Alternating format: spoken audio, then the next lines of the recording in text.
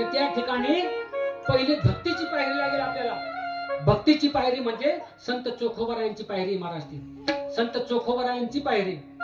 संत चोखोबारा असे महान भक्त होऊन गेले की त्यांनी पंढरपूरमध्ये त्या ठिकाणी पांडुरंगाचं त्या ठिकाणी दर्शनाला रोज यावं.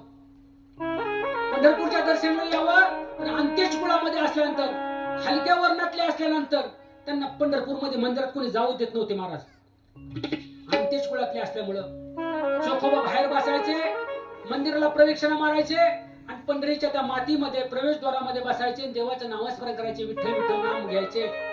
लोकांनी यावं, अरे चोखा, अरे काय चोखा, देवाला प्रदक्षिणा काय मारतोस, दारात काय बसतोस, तुला आतमध्ये तरी जाऊन देतात का पंढरपूरच्या दर्शनाला, पांडुरंगाच्या दर्शनाला? नाही ना जाऊन दे तुला, मग कशाला त्या देवाच्या दारात बसतोस? तुला आतमध्ये जाता येत नाही, काय करावं? मी शूद्र वर्णातला आहे ना, हलक्या कुळात मध्ये जन्म झाला माझा, म्हणून आतमध्ये जाऊ देत नाही. परंतु चोखोबानी म्हणावं, जरी मला भगवंताला आतमध्ये जाऊ दिलं नाही, म्हणजे तुला इथून तुझा देव दिसतो का? मला देव दिसत नाही बरं का, पण मी तर देवाला दिसतोय ना. मला देव दिसत नाही पण देवाला तर मी दिसतोय ना, असं म्हणावं चोखोबाने. चोखाने म्हणावं, अरे देव जरी मला पाहत नसला ना, मी जरी देवाला पाहत नसलो, हा सूर्य उगवतो, सर्व सृष्टीला प्रकाशमान करतो, तसा माझा देव माझ्यावर दृष्टी ठेवतो. त्या ठिकाणी चोखोबाने म्हणावं, ऊस डोंगा परी रसलो हे डोंगा, ऊस डोंगा परी रसलो हे डोंगा, काय भुललाची मर्यादा, काय भुललाची मर्यादा, काय भुललाची मर्यादा,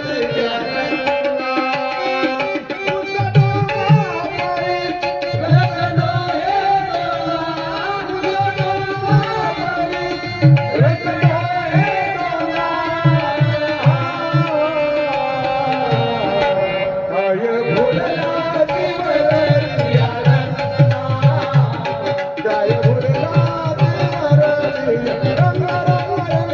काय भुललाची मर्यादा, काय भुललाची मर्यादा.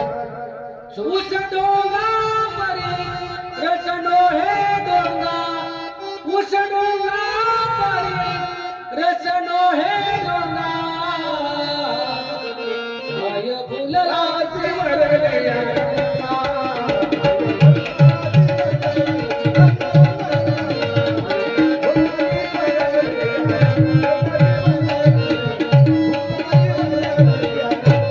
अशा प्रकारे चोखोबांना त्या ठिकाणी म्हणावं. चोखोबांना एक देवाला वाटावं. घरी गेल्यानंतर चोखोबा घरी गेले, आपल्या झोपडीमध्ये बसले आणि चोखोबांना वाटलं, बाबा देवाने मला दर्शनाला न्यायला पाहिजे होते एखाद्या वेळेस तरी, देवा मला दर्शन देणार आहे. देवा प्रत्यक्ष भगवान परमात्मा ते झोपडीत आले महाराज चोखोबांच्या.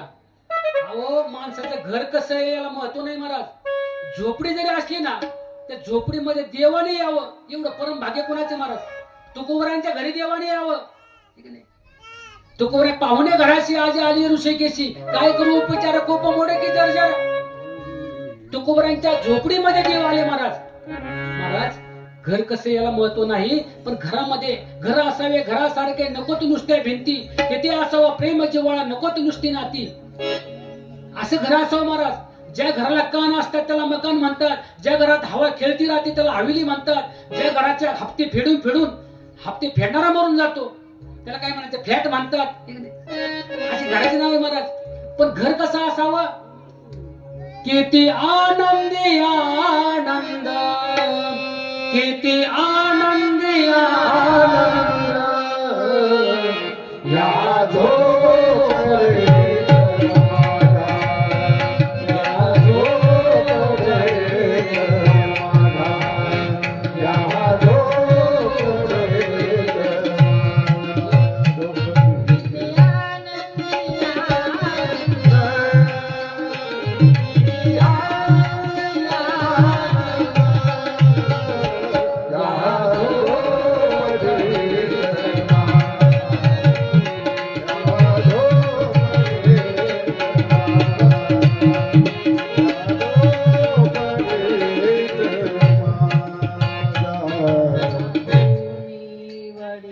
भूमीवरी पडावे ताऱ्यांकडे पाहावे प्रभू नाम नित्य गावे या झोपडीस माझ्या राजा सजी महाली सौके कधी मिळाली ती सर्व प्राप्त झाली या झोपडीत माझ्या.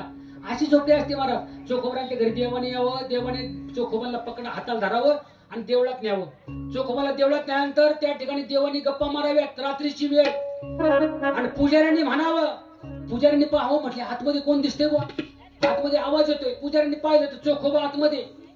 सगळ्यांनी गलबला केला, अरे चोखोबा आतमध्ये घुसला, मंदिरात घुसला, देऊळ वाटवलं, देवाला वाटवलं. चोखोबांना त्या ठिकाणी दारं उघडावी, कुलूप उघडावं. चोखोबाला म्हटलं बाहेरून तर कुलूप आहे आणि चोखोबा आतमध्ये गेलाच कसा. त्या ठिकाणी चोखोबाला धरून बाहेर आणावं. आवाज टाकून टाक आणि आवाज आतमध्ये बाहेर आणल्यानंतर चोखोबांना सर्वांनी सभा भरवावी. चोखोबांना जा विचारावं, अरे चोखा तो देव बाटवलास, देव बाटवला आतमध्ये कसा गेलास. नाही हो मी नाही गेलो, मलाच पांडुरंगाने नेलं का घरामध्ये झोपडीमध्ये आले, माझ्या हाताला धरलं देवानी मला आतमध्ये नेलं. खोटं बोलतोस, खोटं बोलतोस चोखोबा. देवा लोकांनी त्याला हाणावं, चोखोबांना मारावं. चोखोबाने गयावया करावं, नको मला मारू, मी नाही आतमध्ये गेलो. अरे विठोबाचा हार तुझ्या गळ्यात आलाय, कंठी कसा आला. त्या ठिकाणी देवाला तू बाटवलंस देवाला, म्हणून चोखोबाला मारावं.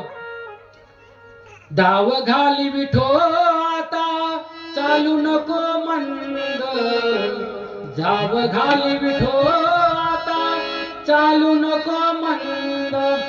पडवे माझ्या मारिती त्यांचा काय केला अपराध, पडवे माझ्या मारिती त्यांचा काय केला अपराध, पडवे माझ्या मारिती त्यांचा काय केला अपराध. धाव घाली विठो आता चालू नको मंद. देवाचा करुणा भाकावी आणि त्या ठिकाणी चोखोबांना म्हणावं, चोखोबा तर देवाला बाटवलंस, आता तू चंद्रभागेच्या पंढरपूरमध्ये राहायचं नाही, पंढरपूरच्या पलीकडे राहायला जा. पंढरपूरच्या पलीतीराला चोखोबाला पाठवलं. चोखोबा रडत होता महाराज. देवाचा कळस दिसायचा आणि देवाला प्रदक्षिणा मारायचो. आज मला पंढरपूर मधून हाकलून दिलं, नका हाकलून देऊ माझ्या कुटुंबाला. चोखोबाला पंढरपूर मधून हाकलून दिलं महाराज. चंद्रभागेच्या पलीकडे चोखोबा राहू लागले. पण चोखोबाने काय केलं, एक दीपमाळ बांधली. त्या दीपमाळीवर बसायचे आणि तिथून कळस बघायचे पंढरपूरचा. पलीकडे पंढरपूर पाहायचे, देवाचं भजन म्हणत बसायचे. त्या ठिकाणी प्रत्यक्ष भगवंताने चोखोबाकडे यावं, दर्शन द्यावं. चोखोबाची एवढी भक्ती महाराज. आणि बिदरच्या बादशाने काय केलं, मंगळवेढ्याचं भिंतीचं काम चाललं होतं. त्या भिंतीच्या कामाला सगळे लोक जमा केली होती. गोरगरीब लोक, सगळे अंत्येश कुळातले लोक, शूद्र लोक त्या मंगळवेढ्याच्या भिंतीच्या कामाला लावले. आणि ती भिंतीचं राजवाड्याच्या भिंतीचं काम चाललं होतं. आणि पावसाचे दिवस होते, पाऊसही पडत होता. आणि ती भिंतीचं बुरुजाचं काम मोठं झालं होतं. चोखोबाई त्यात काम करत होते महाराज. ती भिंत कोसळली अशी चोखोबा त्याच्यामध्ये, त्यांचा मृत्यू झाला महाराज. एवढे संत चोखोबा महाराज, पण त्यांचा मृत्यू कुठं व्हावा, त्या भिंती खाली झाला महाराज. भिंती खाली आल्यानंतर प्रत्यक्ष भगवंताच्या डोळ्यातून पाणी गळगळ गळगळ. महिना झाला, 2 महिने झाले, देवाच्या डोळ्यातून पाणी राहिना. नामदेव महाराज म्हणतात, देवा देवा तुम्ही का रडता देवा, तुमच्या डोळ्यातून पाणी मी पुसतोय, तुमच्या डोळ्यातून पाणी चाललं सारखं देवा, का रडता देवा. नामदेवा, अरे नामदेवा माझा प्रिय भक्त चोखोबा, चोखोबाचा शेवट झाला रे. माझा चोखोबा त्या ठिकाणी मंगळवेढ्याच्या भिंतीच्या कामामध्ये त्या ठिकाणी मृत्यू झाला माझ्या चोखोबाचा. देवा काय करू मग देवा आता. नामदेवा जा त्या मंगळवेढ्याला, अरे त्या भिंतीवरची ती माती आहे ना, त्या माती बाजूला कर. त्याच्यामध्ये माझ्या चोखोबाची हाडं आहेत ना, ती चोखोबाची हाडं घेऊन ये आणि माझ्या पायरीवर त्या ठिकाणी समाधी त्याला आपण देऊया. नामदेव म्हणले, देवा तिथे हजारो कामगार त्या ठिकाणी काम करत होते, सर्वजण त्या ठिकाणी तडपून मेलेत.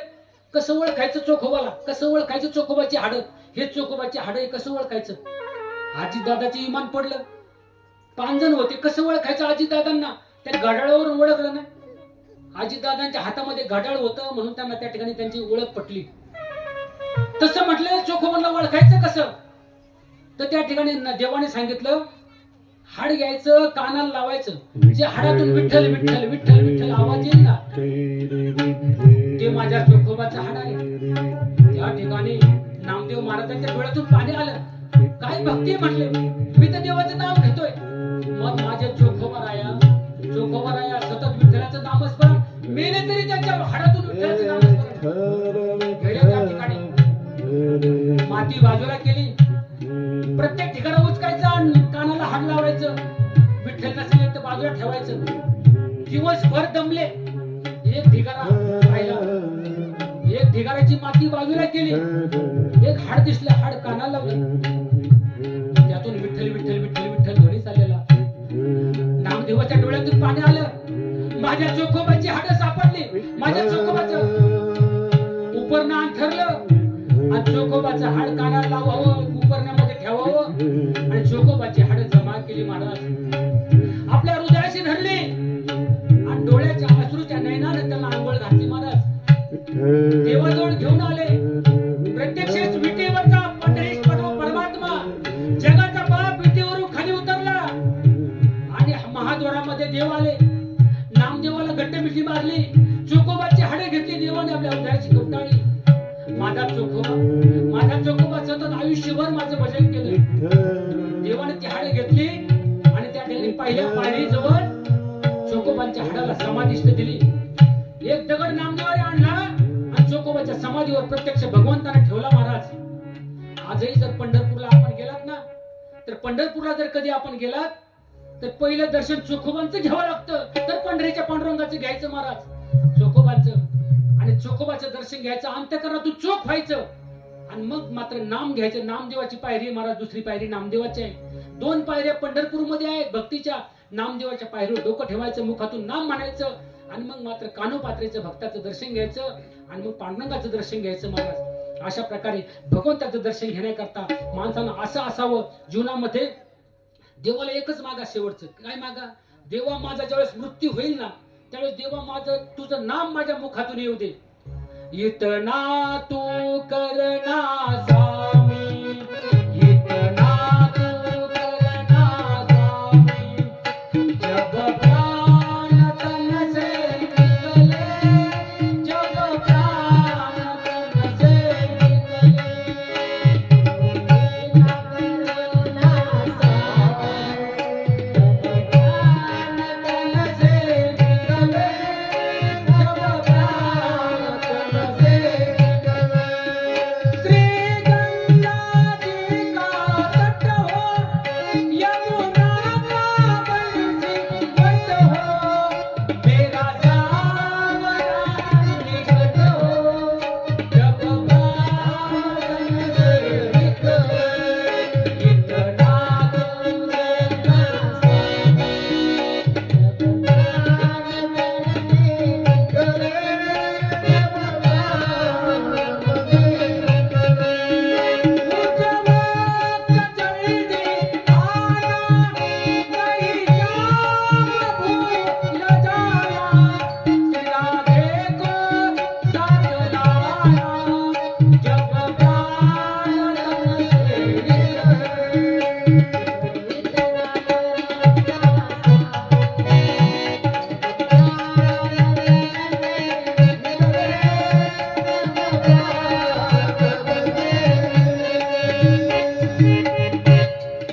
पीतांबरी कसी हो, होठों पे कुछ हंसी हो, वो छवि मन में वो बसी हो, जब प्राण तन से निकले. देवा ज्यावेळेस माझा प्राण ह्या देहातून निघेल ना, त्यावेळेस देवा तू माझ्या जवळ ये बरं. आणि येताना तू पितांबर नेसून ये, राधेला बरोबर घेऊन ये आणि तुझ्या चेहऱ्यावर हसू असू दे, पोटावर त्या ठिकाणी मुरली असू दे. अशा प्रकारे देवाचं रूप मनोहर रूप आपल्या डोळ्यासमोर असावं.